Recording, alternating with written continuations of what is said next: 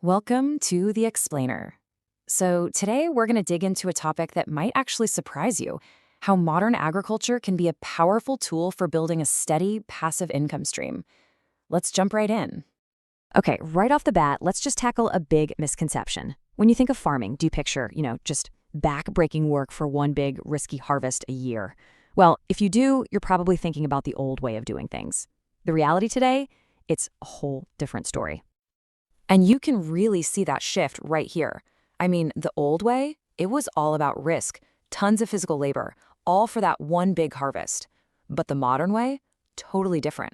It's built for stability, because let's face it, the demand for food never stops. And that's where smart, system-based farming comes in to create a steady, year-round income. All right, so what are we really talking about when we say passive income in farming? Look, it's not about planting a seed and just walking away hoping for the best. It's really about a huge shift in your mindset, from being the worker to being the person who builds the system. Yeah, at its core, this whole idea is about one thing: building a system. A system that, once you get it up and running, brings in money with very little day-to-day physical effort. You're basically shifting your job title, right? You go from being the farmer to being the business manager who's in charge of this income-generating asset. So how does this actually work in practice? Well, it breaks down into a really simple three-step process. First, you build the system. This could mean using things like contracts or leasing land or even bringing in automation. Step two, that system starts to cut down on your daily work, which frees you up to focus on the bigger picture, like monitoring things and thinking about expansion. And finally, step three, the payoff: a steady, predictable flow of income. All right, enough with the theory, let's get practical. We're going to walk through 5 proven business models that you can actually start with, even if you're a total beginner. These are the real deal, stuff that works out in the world. Okay, first on the list is something that taps into a huge consumer trend: organic vegetable farming. This is probably one of the most reliable ways to get started. So why does this one work so well? Simple. The demand is massive, and people are more than willing to pay extra for food they know is chemical-free. And the best part? You don't need some giant farm to get going. Even a small plot of land can be enough to start supplying local markets and restaurants. That gives you a direct, really profitable way to sell. All right, number two. Let's talk about a model that's designed to seriously cut down on the risk, especially for beginners. We're talking about contract poultry farming. And honestly, this can be a total game changer if you're worried about the market going up and down. The secret sauce here is the contract. See, big companies will often give you everything you need to start: the chicks, the feed, even the medicine. Your job is just to provide the space and manage the operation. It's this setup that makes your income so predictable, and crucially, it shares the risk. And that is huge when you're just getting started. Okay, our third idea takes something super traditional, dairy farming, and gives it a really smart modern business twist. The key here isn't just about milk, it's all about value-added products. Look, the real opportunity here is to stop being a price taker for raw milk, just accepting whatever the market gives you. Instead, you become a price maker. How? By creating your own branded products. Think yogurt, butter, fancy cheeses. Suddenly, you're in control of your own brand and your own profits.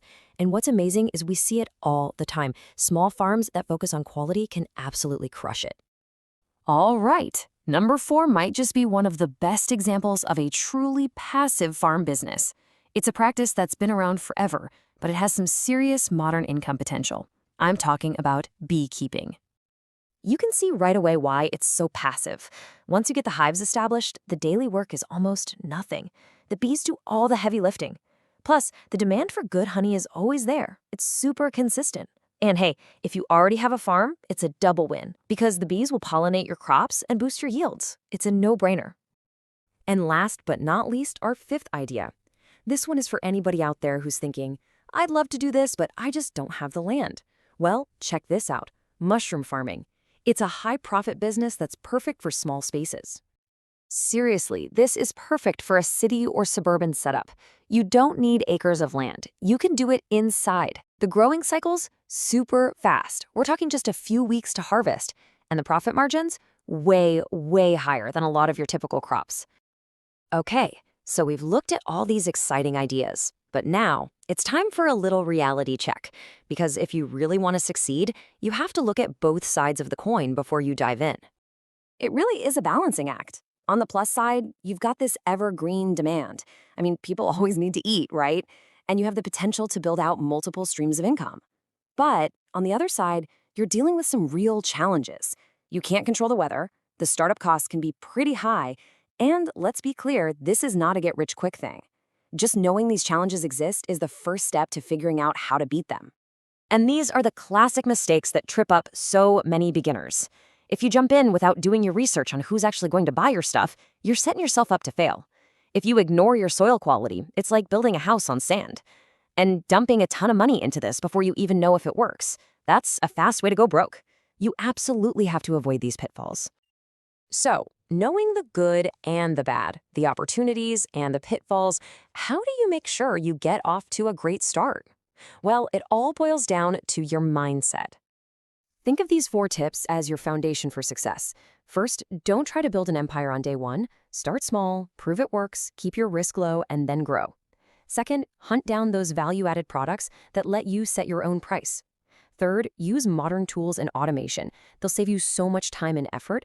And finally, and this is maybe the most important, treat it like a real business from the very beginning. That means tracking your finances. And honestly, if you take one thing away from all this, let it be this. Success here isn't just about being good at growing things. It's about being a smart business owner who just happens to be in agriculture. That change in how you see it, that's everything.